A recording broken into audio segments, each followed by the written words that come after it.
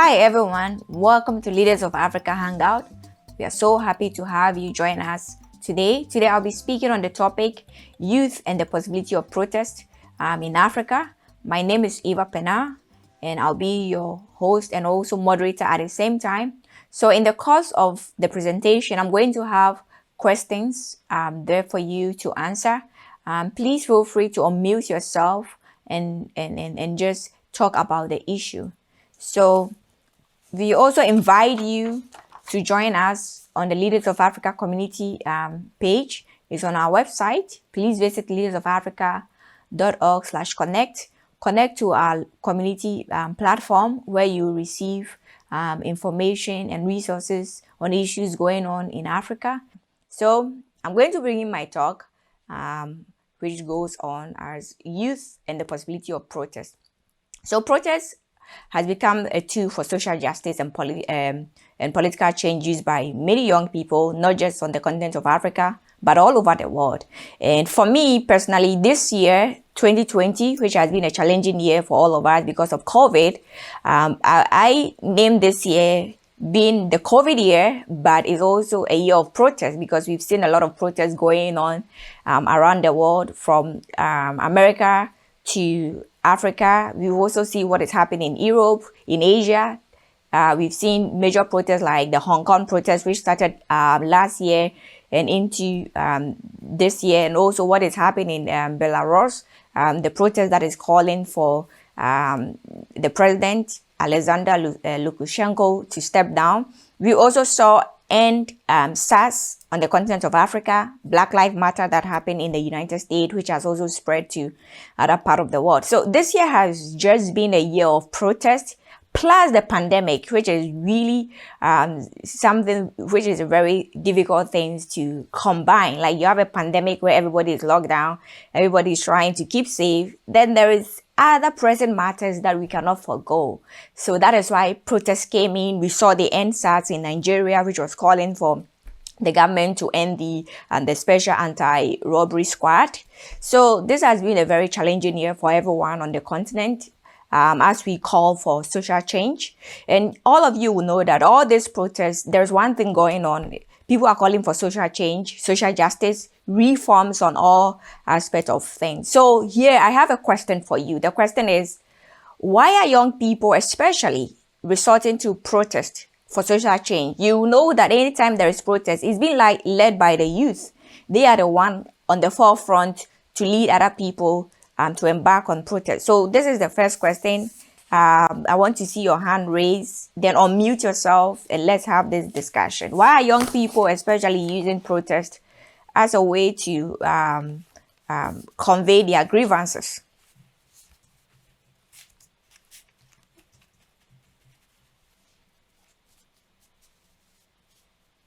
Okay, Violet. Hi, Eva.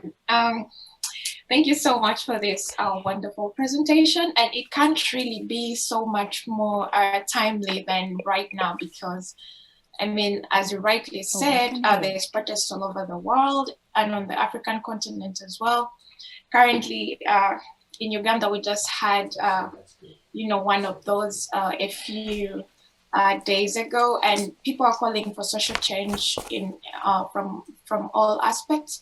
But one of the reasons why I think that the youth have resorted to protest so much is because it feels like I think that it feels like they feel like they are not heard when they use the traditional means of going or of trying to seek redress for their problems.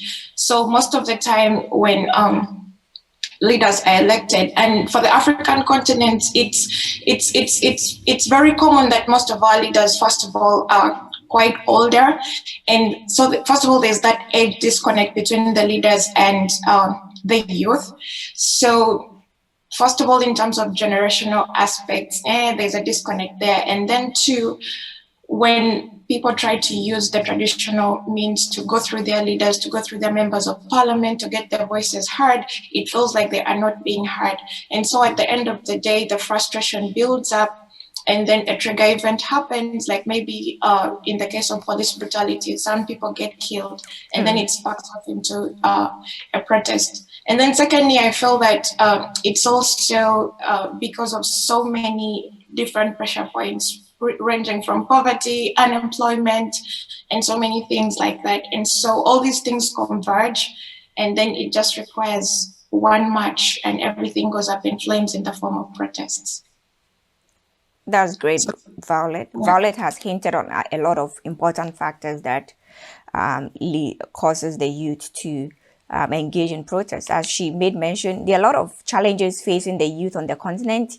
The youth are the ones that are hit by unemployment, poverty, and also graduate unemployment, which is an issue. So, as Violet said, they feel like the traditional channel to use to talk to leaders are not working. So now they are trying to use protests, which they feel like is a way for them to, first of all, get instant attention to the issue. Also get media attention, because when you get media attention on the issue, it looks like right now politicians are going to pay attention, because when they call politicians, when they go to their offices, they're not paying attention to them. So protest has become a form of social justice, or a form of tool or a force that young people are using to call for attention to the issue. Immediate attention. That is what it always means. Immediate attention. Protest is being used to change policy framing. Like, what are politicians talking about?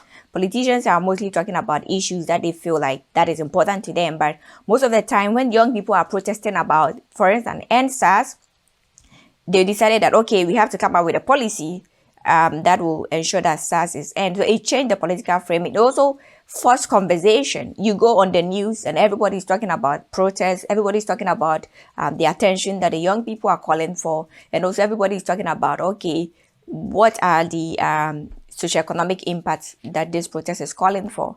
So it's more like paying attention to, it's more like calling attention to the issue. And in a way, it can be effective. It cannot be. It can also not be effective. We'll talk about it as we go on. Are protests really effective on the continent? Has it led to changes? We will learn more about it as we move forward. So, I mean, there have been a number of protests, as I said, in almost all over the world, and also African countries have their fair share of protests. I mean, the first protest that I personally saw in Ghana was called the Doom Summer Stop, which was Doom Sum means that irregular light out, which was taking place. So this was more like a protest that was led by actors and actors, like celebrities on the in Ghana, who led the Doom Summer Stop, and through that, the politician responded. And for me, I felt like that was really effective, because I've been in Ghana all my life. When I was in Ghana all my life, irregular light out has been going on. People are like, okay, it's normal. Nobody reacted on about it until in 2015, when people said they've had enough of the light going on and off and destroying their stuff. So they took to the street. And the moment they took to the street, something changed. The government reacted. The government went out to borrow money to restore the power. So I felt like it was effective. And also we saw in 2015, the same year, Fees Must Fall taking place in South Africa. And it also had a positive change. Though it was gradual, but at the end of the day, it called attention to the issue and the politician responded. It's the same thing. The Sudan protest, we saw that in 2018, 2019, and actually some part of this year, when they were calling for change in their country, change, the economic hardship needed to change. And through that protest, we saw Omar al-Bashir being ousted from power. We also saw the Algerian protest that took place 2019 to some part of this year, and end SARS. And actually, as we are talking now, just last week there was a protest in Uganda. So on my case studies, I'll talk about the protests in Sudan, and also what just happened recently in Uganda, to elaborate like the difference between the two, how one was a little bit successful and another one wasn't. So we'll get into it. So I have a question for you. Do protests even work? From the examples that we've seen and from what Violet shared and what I've also shared, do protests actually work? Do they work? Do they have impact? When protesters are calling for attention on a particular issue, they are calling for social justice. Do politicians pay attention to them? Do we see change taking place? I mean, some of you have been in countries that have been hit by a number of protests, and did it work? As I said, in Ghana, the doom summer stop led to a change. Government went to borrow and fix the electricity problem. Though it's not perfect, there's still some light off, that the light goes on and off. So the question is, do they even work? You can give example of where you live and let us know how things took place when it came to protest.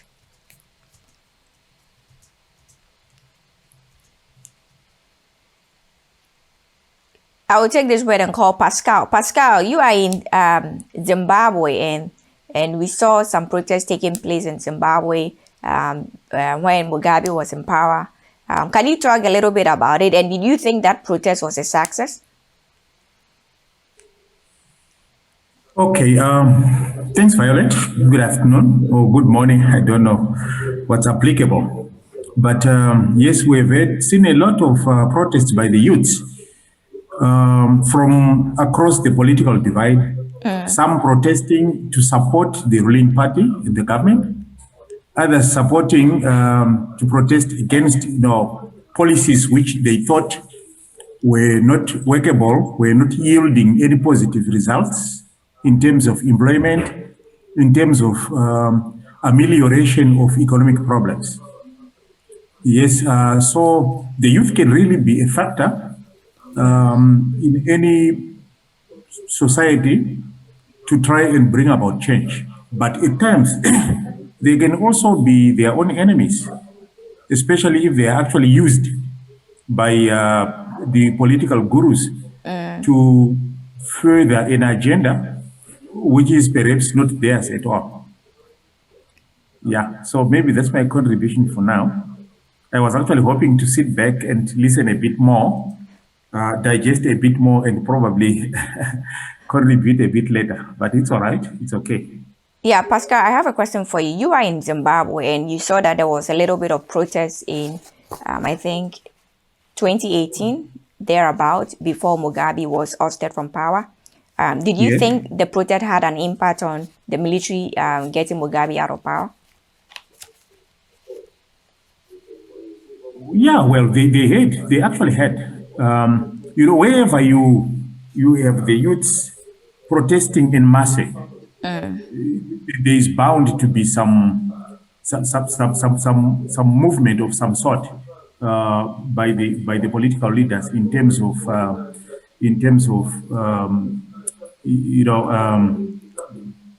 getting to change.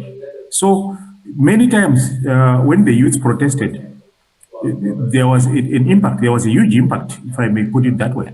And at times, we even saw some bit of change taking place.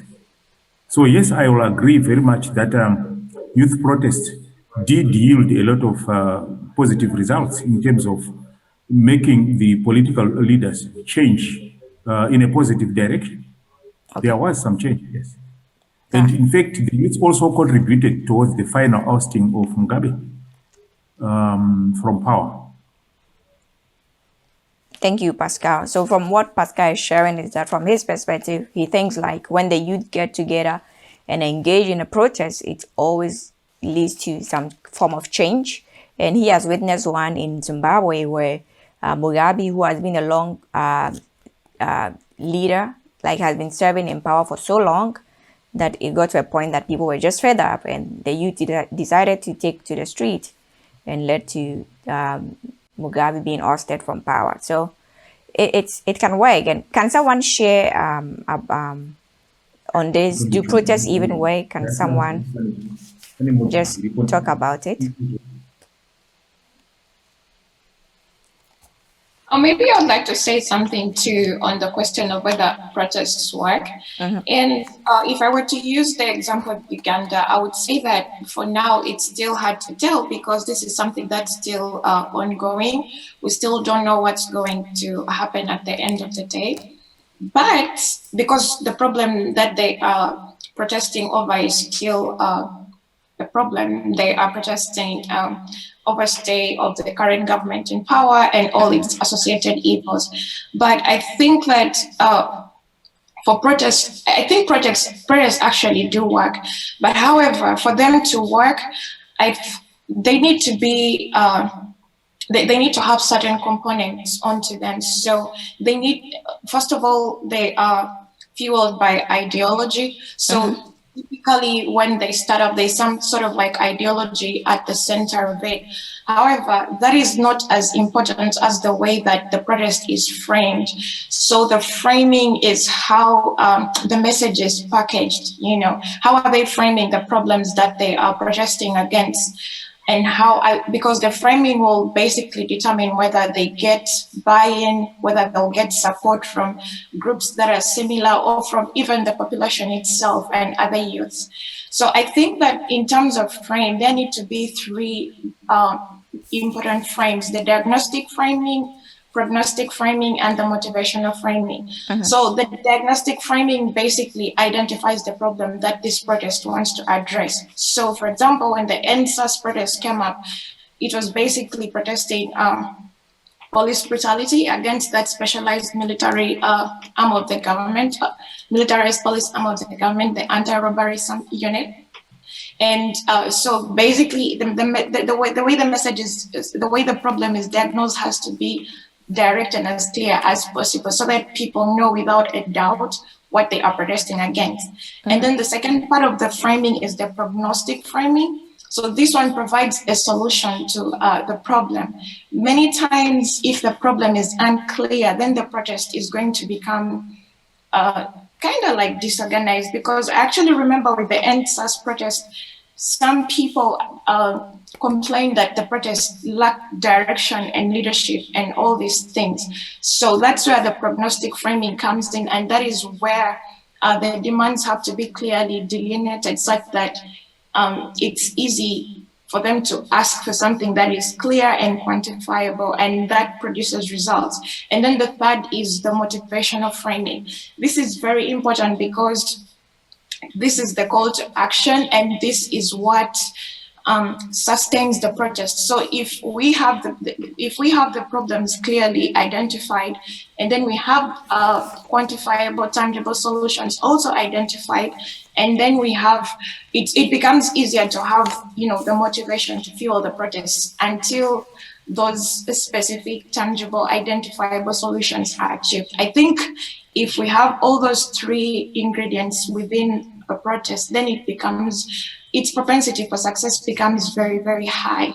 So I think, in my opinion, I feel that is one of the best ways to see if a protest is going to be successful or not. And then maybe the last thing I would say is the ability of the protest to sort of like change and morph and transition, because as the protests grow, the framing needs to change and morph and grow, because sometimes something starts as one thing and then it keeps growing and changing into something different. So it needs to be able to regenerate the framing. It needs to be able to regenerate, enlarge, change, or transform itself. And that typically happens through bridging gaps between people with different ideologies. It needs to be able to be amplified, extended, and that's how it becomes all-inclusive and basically increases its chances for success. Yeah, thank you, Violet. That was really insightful. Yeah, protests definitely have to have a common goal, because without the goal, as you said, first of all, it has to do with the problem identification, then coming with solutions and motivation. Because if protests do not have these three factors that Violet outlined, the protest will not really achieve what it's supposed to achieve, because we've seen that happen in a lot of places. And also, if politicians realize that there is a gap even in the protests do not have a clear direction of where they are going, most of the time it gives them the opportunity to crush those protesters, come in and dissolve it quickly, and nothing happens. So as Violet is saying, that there have to be a common agenda, a common goal that every member that is part of the protest is fighting for it to be resolved, because without a common goal, it wouldn't work. And also, as Violet says, that it starts from somewhere, then it progresses gradually.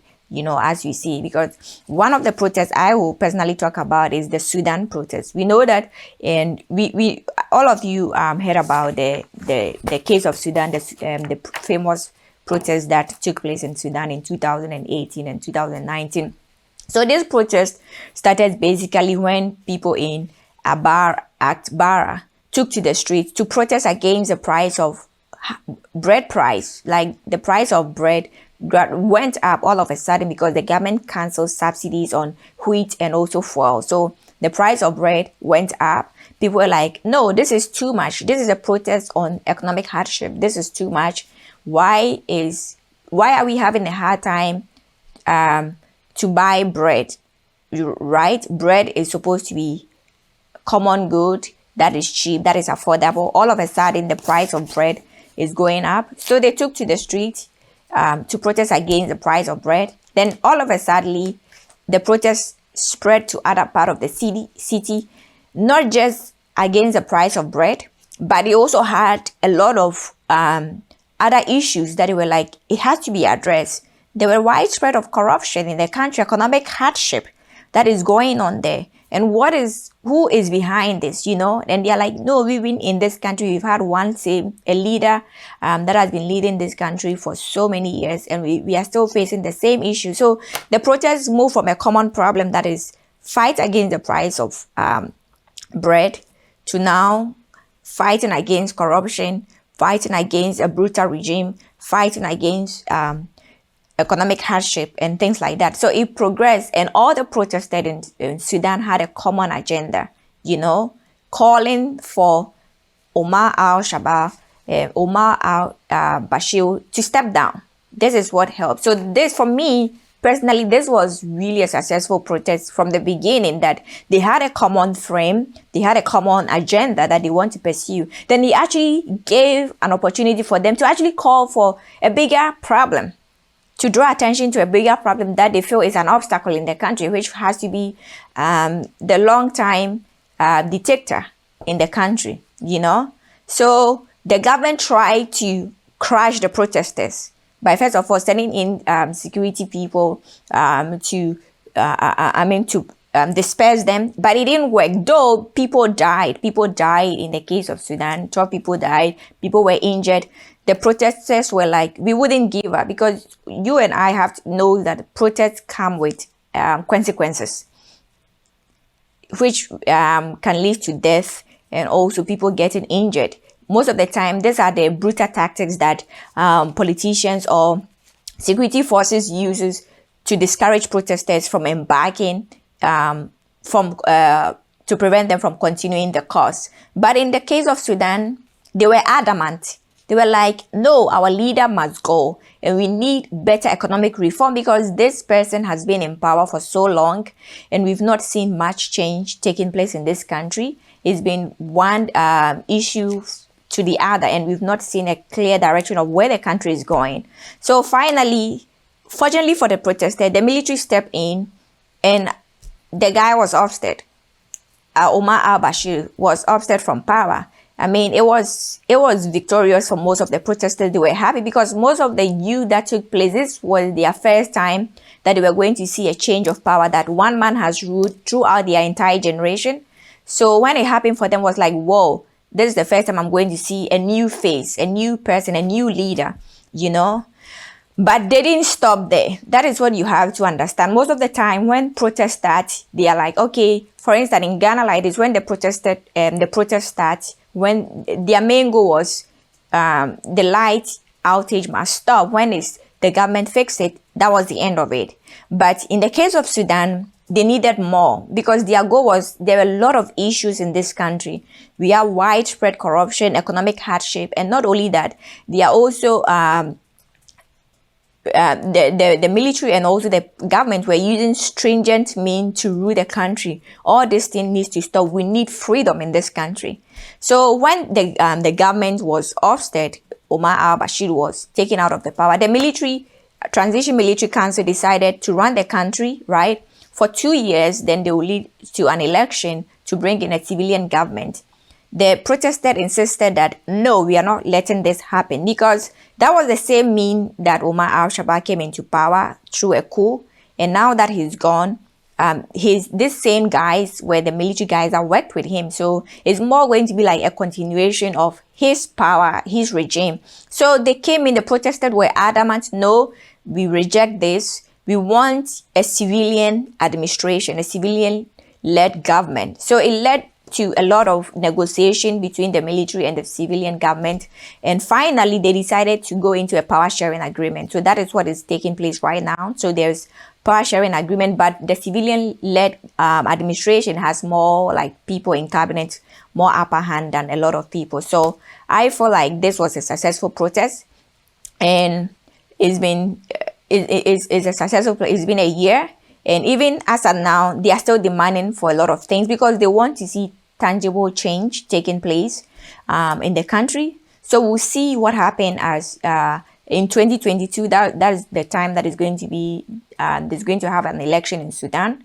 We are going to see what is going to happen. So for me, personally, I classify the Sudan protest to be a success, though it came at a heavy cost. Like there were a lot of casualties, a lot of people lost their lives because of that. But people were adamant, people were resilient, people were like, no, we need a change. We need a change. We want to see freedom in this country. The youth need jobs. So I feel like this was good. And even as to now, I think the beginning of 2020, in January, some people still went on the street to still demand for more from their government.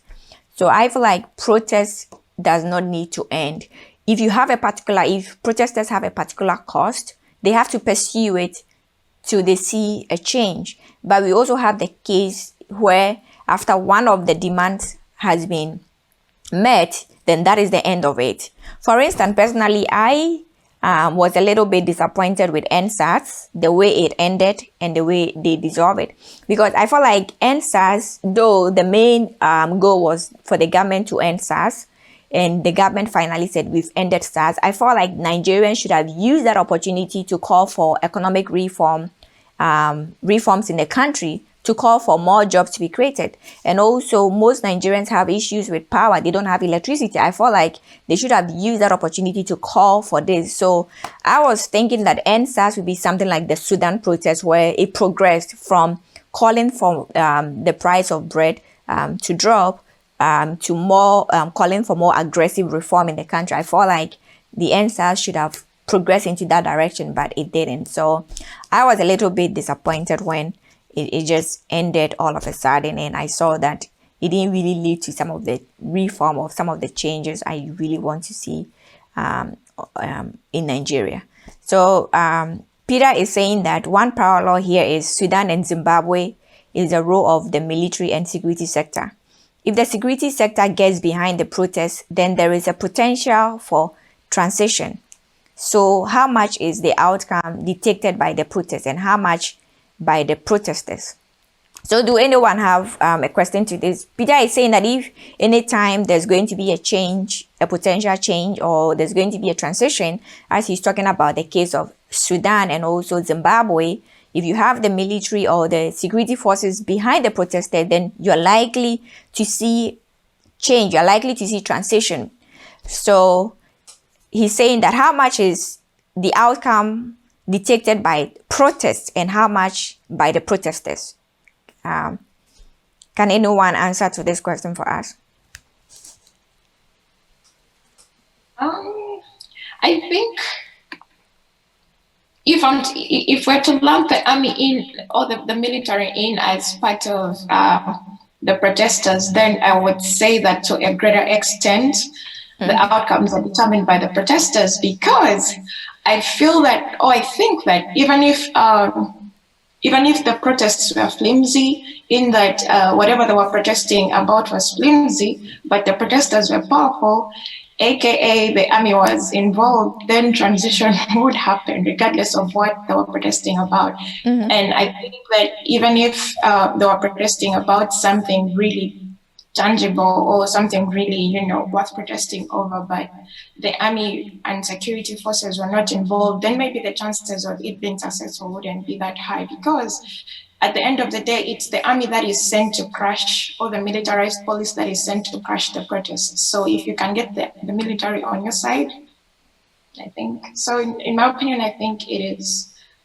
more about who is protesting than what they're protesting about. Okay. So Violet is saying it's more about who is protesting and what they are protesting about. My answer to this question is that I feel like the only time you have the military behind protested is when the military themselves are not happy with the government. You know, they are not happy with the way things are going, because in the case of Zimbabwe, you should understand that Mnangagwa, who was like the vice president, was ousted from power, and also one of the guys who was part of the liberation movement, what's the name, and he's the head of the army, was not happy because the Mugabe and the people around him are trying to kind of remove the people that help in the liberation movement out of power. So it was like they were not happy.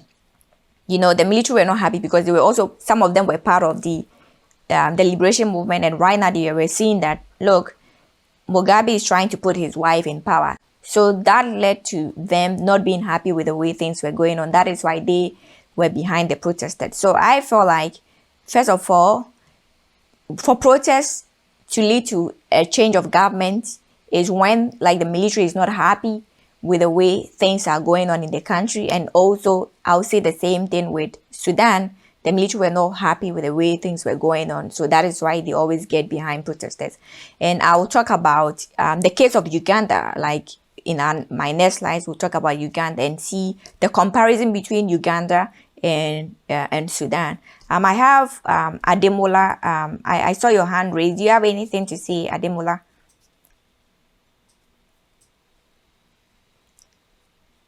Please unmute yourself, Ademola.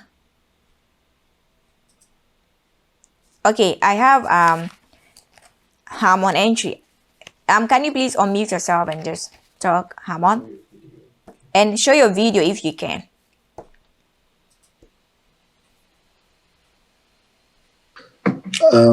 Sorry, I joined some few minutes and I was listening from the background. So I just wrote 3 questions down, and I want to ask, I think, I don't know whether it has been discussed already, because this has been the questions I keep asking anytime there are discussions of this nature. So the first question I want to ask, if we are talking about calling for change, especially as young people, the first question is, who is leading that change? What is the background of that person? What is the motivation for that change? Is it because he wants to make it for personal gains, or is he being pushed by other people to do certain things? So I'll give an example of NSAS in Nigeria, and I was following it, and I belong to a community of other African students. So I was telling them, look, I don't see this thing going anywhere. And as usual, people were too emotional. And some people say, because you're a Ghanaian, you are not a Nigerian. And I told them, what is the reason for demonstrating? Is it because police is chasing a session of young people who are said to be scammers, and then it has just triggered mass protests? Or because you really think your government is corrupt, so you need to fight?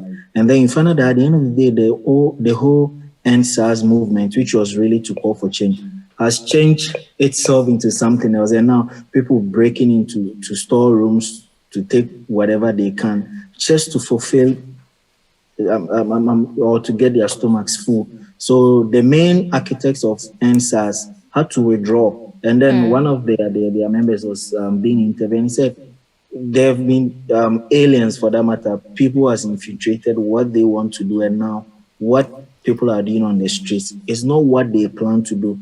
So again, the next question be, as young Africans, do we plan for these demonstrations, or we just wake up one morning filled with the anger that has accumulated over years, and we feel like, let's go onto the streets, burn some ties, and then put barriers just to tell the government we want change?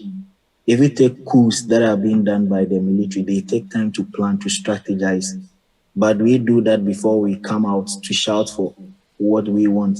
And the next, or the final question I will ask is, are we ready to sacrifice? I've dealt with a lot of young, energetic youth leaders, so-called, and then you find out that they just want to shout and insult just to get some position, just to get a scholarship to study abroad, just to get an opportunity to work with a political party official. And that ends also. Usually when they invite me to such groups, I always look at who are the administrators, what is their background, are they ready for the cause they are leading, or is just for some hidden motive? So these are critical questions, I think, that defines the kind of revolution we want in Africa, what we have done and what we have failed to do. And if you read on organization, there are a lot of writings by Kwame Ture. He talks about taking time to organize and plan. But when you talk to people and you tell them, let's take time, 1 year, 2 years, let's strategize, let's train ourselves. They tell you no. So this morning I had a discussion with a friend from Uganda, to cut it short. And then they are saying Bobby Wine we need him. And I said, okay, fine. I think he's very energetic. He can lead, but is he ready? Beyond everybody saying Museveni should go, do you think Uganda can be in the hands of another crop of people? And if yes, are they ready? And it's like it's just a game of a coin. We are not too sure, but we are going to toss whatever it turns out to be. We pick it like that. And if that happens, the next generation gets frustrated, and that's where they lose hope in this whole struggle for liberation, so-called development, because people try, it never works. And next time you call people to, they never want to show up. And for people who show up, they have motives. So until we sit down and plan and re-strategize, I always get scared when these issues are being discussed. Thank you. Well, thank you, Harman. That was insightful. Yeah, it's true. Most of the time, you have to think about who is leading it, what is the cause. And Violet actually elaborated on some of the things you said earlier. She was talking about the fact that there have to be always a motive behind. There has to be a common goal that the group is leading. Because without that common goal, and also without solution and also the motivation, most of the time, protests don't lead to the outcome that people are looking for. Because as you said, most of the time, most of the protest is led out of emotion, because there's an issue going on here. We all wake up one day and start talking about it without much planning. So it really leads to a lot of difficult decision that we need to think about, and also we need to take. So I'm happy you came out to share this, because sometimes some of the protests is led by almost everyone. There's no particular leader that is leading the front, and it makes it hard for the ultimate outcome to be achieved. So I believe that moving forward, and as we talk about this issue and people are in, I think like this is also a platform for us to learn from each other in terms of how to organize when it comes to protest. One example that I would say is, I think the Sudan protest was actually, a lot of people came together. You know, the professionals also came together, like the medical professional and the women and all of them came together. And though there was not, like, let's say, pinpoint to one particular leader, at the end of the day, we saw that someone emerged as a leader. So sometimes during protests, everybody coming out to protest and things like that, there is no a clear leader for the protest, but ultimately one person will rise up to lead the group into protesting. So I feel like moving forward, as you said, that without a particular leader, without motivation, also without the solution that people are aiming for, it wouldn't amount to nothing. But we will see as we move forward. I feel like many people are learning, and I feel like as we move forward, we are going to have a time where, particularly in the continent, where it's going to lead to an ultimate outcome. And as I said, with the case of Sudan, it was from just one problem, and it led to the government being moved out of power. And right now, the civilians are really involved in the administration and leading the change for the country, and not leaving everything in the hands of the military. So Pascal said something which I really want to read right away. He said that indeed, Peter, if the protests attract the support of the security sector, they are likely to bring about change. If they are not, they are likely to see more oppressive reaction from the regimes, and yet another date with angrier and bigger group of protesters. So yeah, Pascal is right. If it attract the military sector, there is likely to be change. If not, then you're going to see a lot of oppression, like what we are seeing in Uganda at this moment. And Violet is also saying that if the military is unhappy with how things are run, I think it's about who is in the military is not happy. Power dynamics still apply, because if the rank and the fly, if they may fear their superior, but if the high-ranking officer renegade, it's easier to command the royalty of the rank and file because of the army hierarchical structure. So it goes back to who is protesting, in my opinion. All right. So back to Hamon's question. Violet says that Hamon is right about questioning the readiness of the next leader after a dictator has been toppled. However, I think we need to build stronger institutions that are loyal to the office and not to the person, even if the president is not that good. As long as the technocrats in his cycle are competent, the country will be run well. A king is only as good as his council. All right. Yeah, it's true. I mean, most of the time you have to think about if there is a protest and the government is ousted, who is the next person to lead? So Zimbabwe will also be a case that we can analyze and go in depth to ask ourselves, has Mnangagwa actually brought about the change that the Zimbabweans were yearning for? And for me personally, I would say not really. So it's mostly about the leadership of the protest. So I'll take this moment and talk about Uganda. Uganda is also another case, and Hamon mentioned it, that Ugandans are calling for a change, and are they ready to sacrifice? And also, do they think that Bobi Wine will be able to lead the country in the way that they are hoping for? So it will be a question for all of us to answer as we move forward. So just last week, Bobi Wine was arrested for breaking, for what the government have said, COVID restriction at his campaign, at his rallies. And so when he was arrested, there was protests in some of the cities in Uganda. And actually, Bobi Wine released this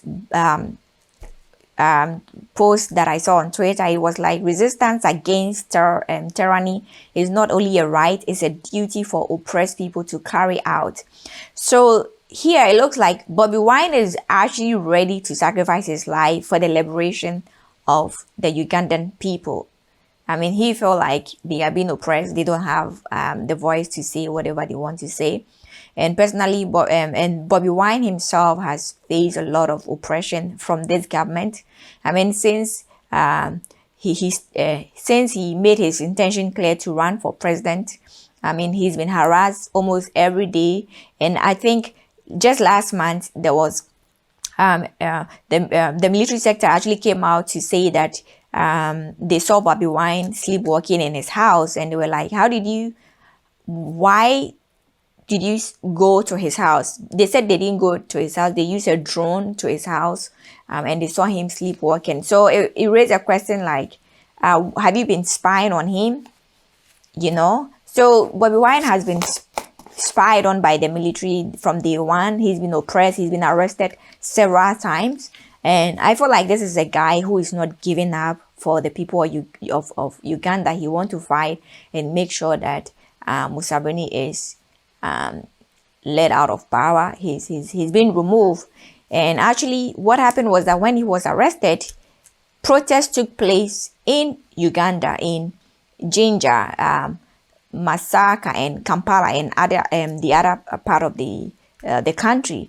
But you know, you are dealing with Museveni, who is afraid that if the protests get out of hand, he's likely to be ousted from power, because he's seen it happen in Zimbabwe and some of the neighboring countries around him. So he's not going to let this happen. And this guy, the response that came from the police force and also the military force was that they went into the protesters and just shot people just like that. And for them, it's like, this is a warning to you, a warning to anyone that want to disturb the freedom and the peace of this country. We will teach you a lesson. So at the end of the day, at least, as yes, we don't actually know the number of people that have died, but at least 16 people have died so far. And a lot of people have been arrested. And from the security forces, it's like, we just want to teach you a lesson because we don't want people disturbing the peace of this country. You know, Mugabe, the President Museveni is someone that who will not give up his power for just anything. He's going to use anything by all means.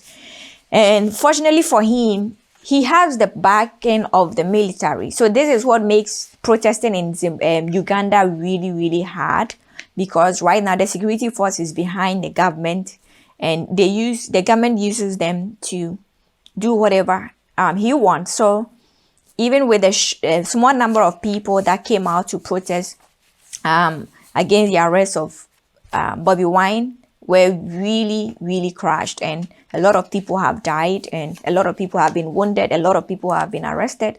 And for the president, it's like, I'm not going anywhere. That is the warning. He's sending a warning to people that I'm not going anywhere. So even in the case of Uganda, having Bobby Wine, who is leading the young people to fight against this brutal regime, is actually hard for him to actually penetrate through or have any success at the moment, because the military force that we've seen backing other protesters in countries like Sudan and also Zimbabwe, they don't have it in the case of Uganda. So it's really hard to take someone like Museveni down just by protesting. So I don't know how it's going to happen in Uganda. We are just hoping that the election in 2021, just next year, will lead to a change, and we will see as we get there. So Uganda, I would say, is a place that is really hard for protests to have any success, and moving forward, we will see how things go. Violet, do you want to add anything about the Ugandan case? No, Eva, I don't want to add anything to the Ugandan case. All right, thank you. All right.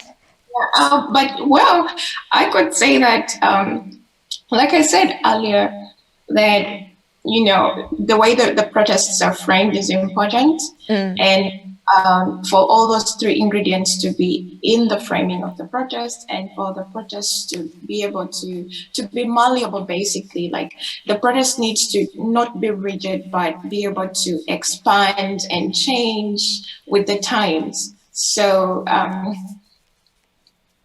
depending on how the government responds and how the security agencies respond and the people respond, I mean, there's a lot of moving parts. So the thread that holds the protest together needs to be able to keep changing with the times, and we'll see how things go. Like you rightly said, it's left to be seen. It's still a process that's ongoing. It's right in the middle. We don't know. At this point, I don't know. It's either people step back or step up. But right now, it's just still in limbo. We'll see. We'll see. Yeah. Yeah, okay.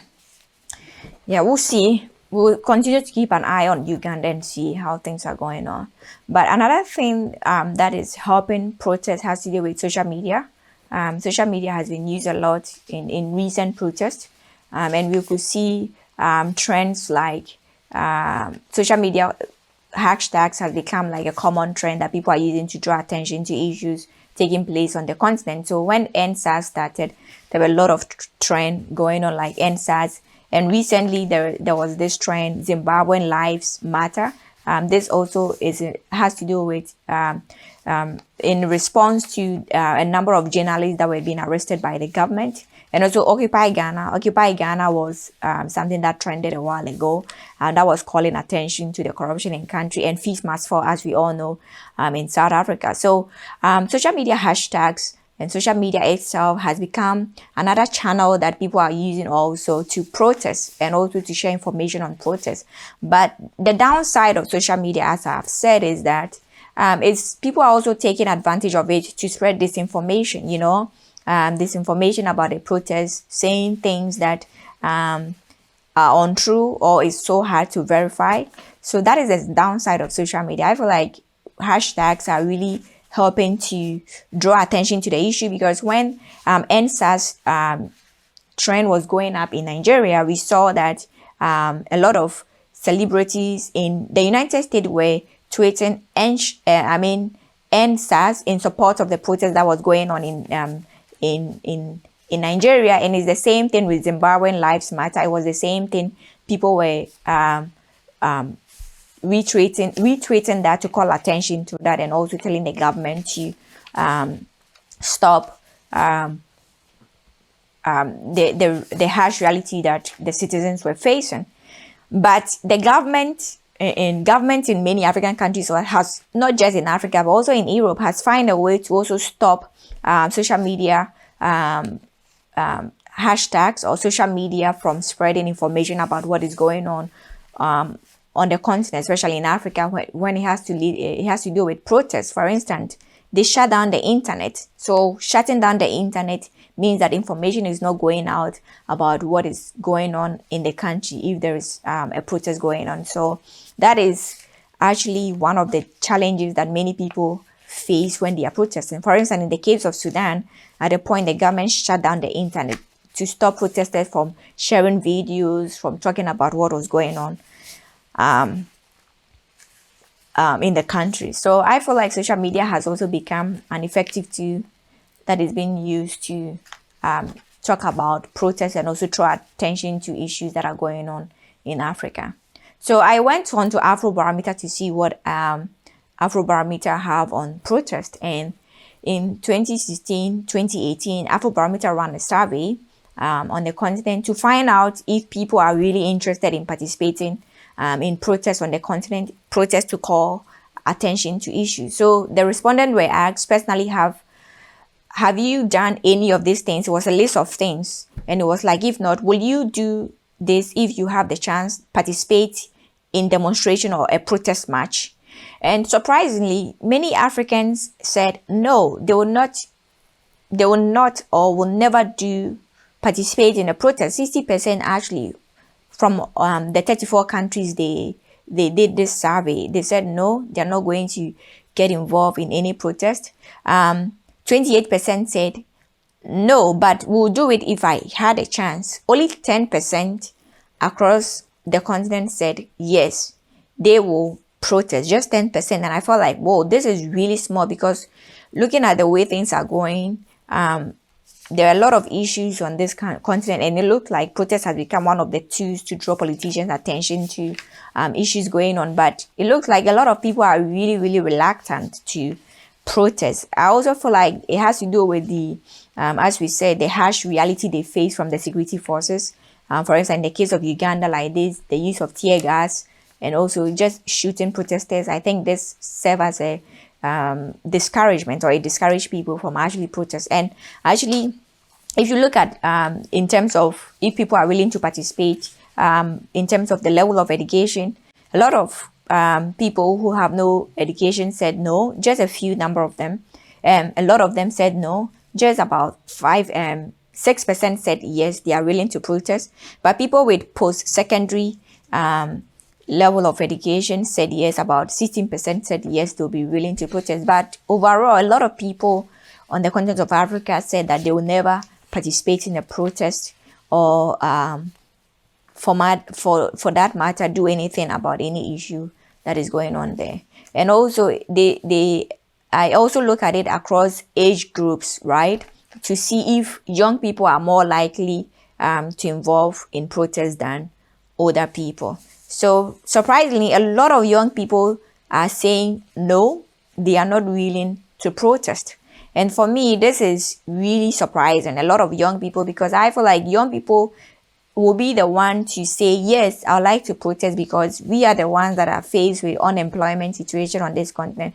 We are the ones that are faced with poverty. We are the ones that when we graduate from the university, we do not have jobs to do. So I feel like young people will be the one to, young people between the ages of 18 to 25 years old will be the one to say, yes, we will rise up and protest and call for change on the continent, or change that will benefit us. Just 12% said yes, they are willing to protest, which is, for me, is very small. And also people between the ages of 26 to 35, only 11%.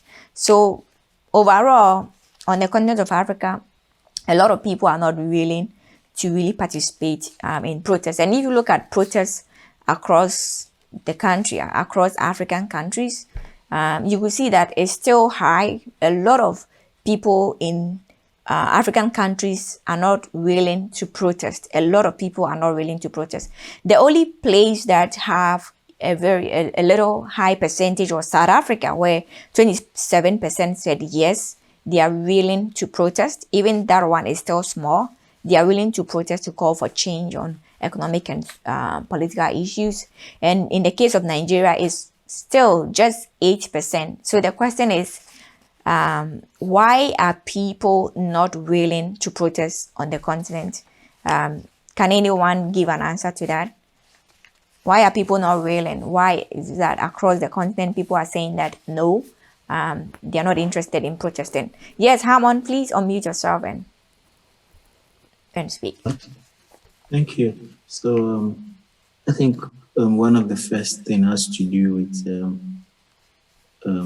inability of people to understand the power, or limited understanding of the power that social media has. That is one of the first things I should say. And secondly, in Algeria, I lived in Algeria for 2 years, and the government can shut the internet down when they are writing national exams, or during my last days, when they were protests, the internet could go off, and the way they do it is amazing. You can be with your next neighbor, he will be having internet, you will not have, and they block YouTube channels and other things. So I think government has more control. But I spoke to a friend some time ago in Uganda, where internet was off, and he told me they use the VPN. He mentioned something that although the internet can be shut, there's still a way out. So I don't, and what it means is that we need more young people to now go into IT. Everybody wants to do law in Africa and end up being a politician. So we need to consciously encourage more people to take up IT like our Indian brothers are doing. So that in the advent of this, when we have a category of people who are IT inclined and who are conscious of Pan-Africanism and the need for Africa to develop, whatever the government does to counter this, we have people who can also engineer their way. And then we should also make good use of social media. Unfortunately, for most of our young people on Facebook, either they are sharing things that don't add too much value, or they just come to play around. So I think your platform is one of the good examples of encouraging young people to be active and proactive users of social media, because people organize funding online the same way they also raise a lot of voices and sign signatures. So I think it has to do with the level of education and continuous empowerment in that line. And in some countries, internet penetration is very low. I think in Uganda it's over 20 or 30. So in such places, when you have this kind of survey, it always comes down as the few people having access who might respond. But overall, social media is still a potential tool, and then it's yet to be explored mostly for us. And beyond that, we should also look at other alternative means of communication. If government thinks it can block these things, writing letters and manifestos and distributing them, there are a lot of options. I think we need to start having a lot of lengthy discussions on that. And I look at the total number of participants, it's only 8 for such an important topic, and I feel worried. So I don't know, I'll be joining my supervisors in the meeting, but I want to plead that we should have this session again, where possibly I can help by inviting administrators of some social media groups that are mainly based on Pan-Africanism, and because those guys, whatever they post carries a lot of weight, and we should be able to have some sort of discussion of this kind to encourage more people to join. So thanks so much for such a topic and discussion, but it's unfortunate I have to run, but I look forward to joining again sometime very soon. Thank you. Yeah, thank you so much, Haman. All right. Okay, so I asked a question. Hammond raised an important point that we on the continent of Africa has to start thinking about alternative ways of communicating, even when government shut down the internet to prevent us from spreading information or talking about issues that are going on the continent. So this is something we have to talk about. And as he said, it's time that most of us explore other ways of other course of studies, like going into computer science to learn and also go around some of these things. So thank you so much, Hammond, for raising this important point. So looking at the Afrobarometer data, we could see that a lot of people on the continent are not really interested in protesting. And I asked a question like, why is it so? Why is it that people are not really interested in protests? And can someone speak about it?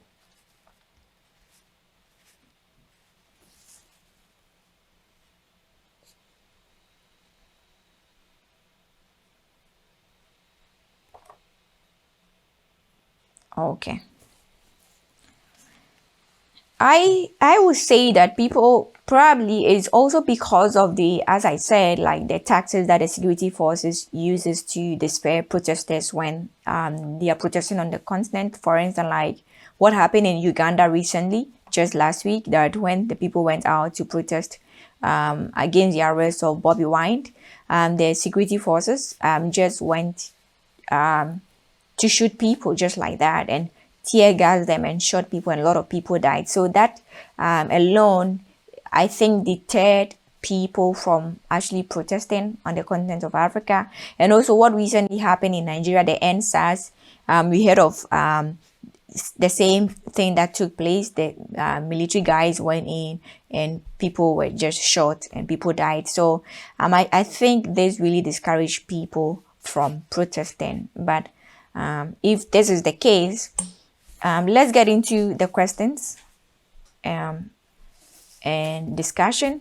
So I'm like, why do security agencies use brutal tactics to disperse protesters? Why do they always use force to disperse protesters on the continent? Please raise your hands. Please raise your hand and unmute yourself, and let's have this conversation.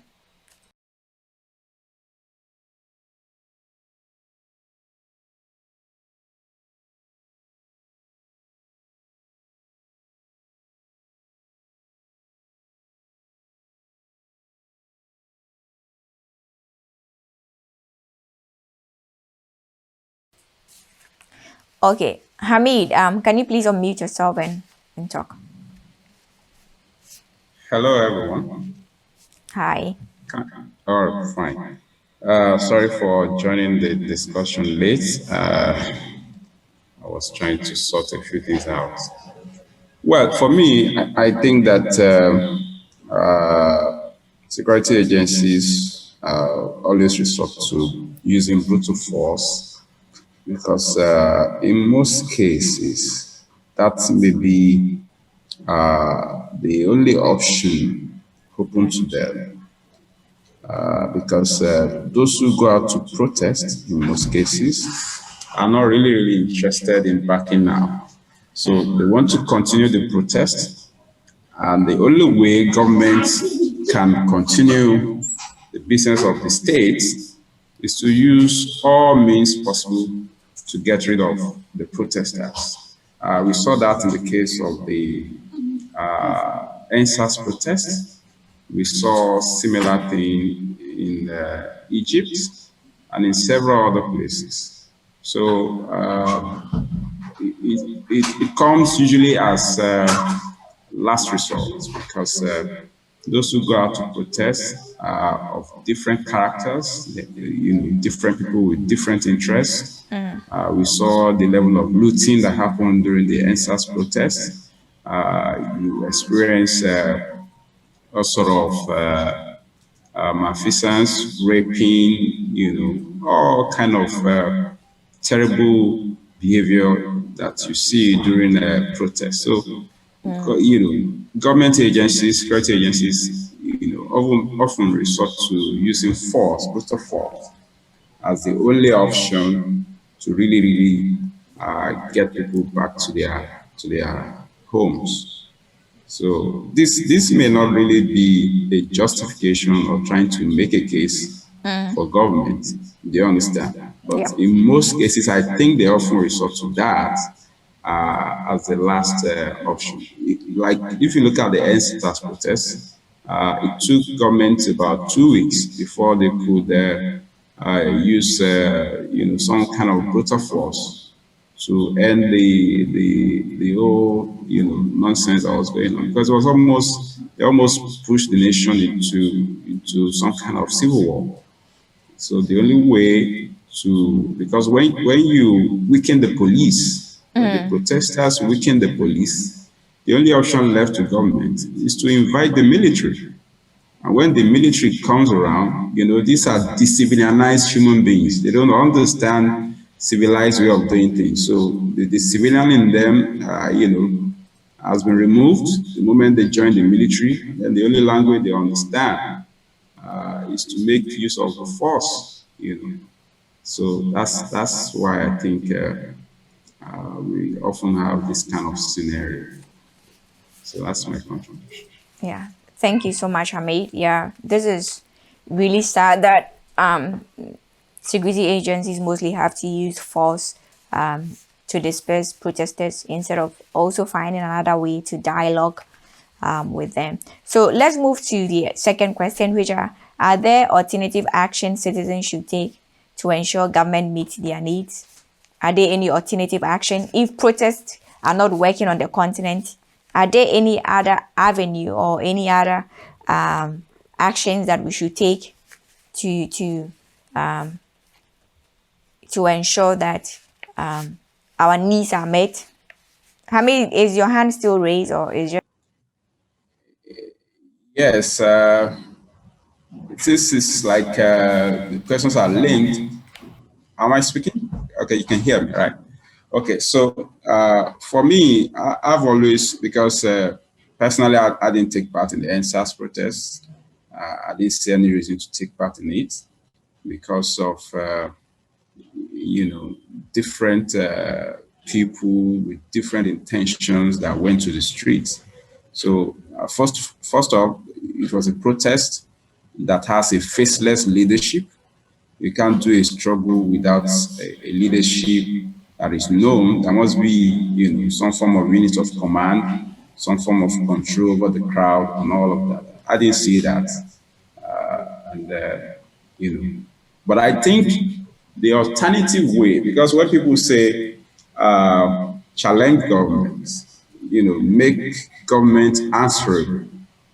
If you have a bunch of people in government, whichever way they got there, whether by legitimate means or not, if we are not satisfied with what they are doing, the best way I think we should go about it is to get involved and see how you can galvanize a better set of people to take over leadership through legitimate means. It is not about shouting. It is not about protesting, obstructing, because when we say people have the right to protest, we should also recognize that people who do not want to protest also have the right to go about their normal livelihood. So, like what happened during the NSAS, the protests, caused a lot of destruction. Apart from the looting, people were not able to access their means of livelihood. Of course, it's a violation of the rights of those people, because you can't. One of the conditions of the exercise of your right is that you don't violate the right of others while you are exercising your own rights. So they violated the right of a lot of people, mostly violently. And for me, that doesn't make sense in any way. So if people feel agitated, they are not satisfied with the way government is running the state, it's a democracy. In the most part, you have democracy. Then you should organize yourself. It's a game of number. Try it and see whether you can, pull the numbers, and then you change the government.